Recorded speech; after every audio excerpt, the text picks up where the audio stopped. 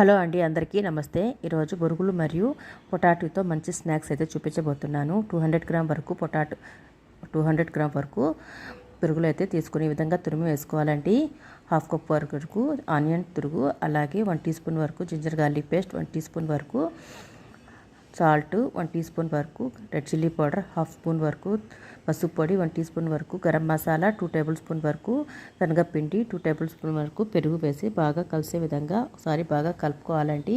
ఈ విధంగా కలిపిన తర్వాత అందులోని కొద్దిగా కొత్తిమీర, అలాగే రెడ్ చిల్లీ ఫ్లేక్స్ అయితే 1 టీ స్పూన్ వరకు వేస్తున్నాను. మరోసారి బాగా కలిపేసి మనకు నచ్చిన షేప్లో మనం చేసుకోవచ్చండి. స్టవ్ వెలిగించి తవ్వ ప్యాన్ అయితే పెట్టేసానండి. 2 టేబుల్ స్పూన్ వరకు ఆయిల్ వేసేసి ఈ విధంగా టిక్కీలాగా వేసుకోవాలి.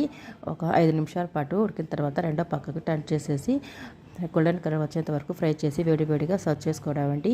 మీకు వీడియో నచ్చినట్లయితే తప్పకుండా లైక్, షేర్, సబ్స్క్రైబ్ చేయండి. ఈ వీడియో చూసినందుకు థ్యాంక్ యూ.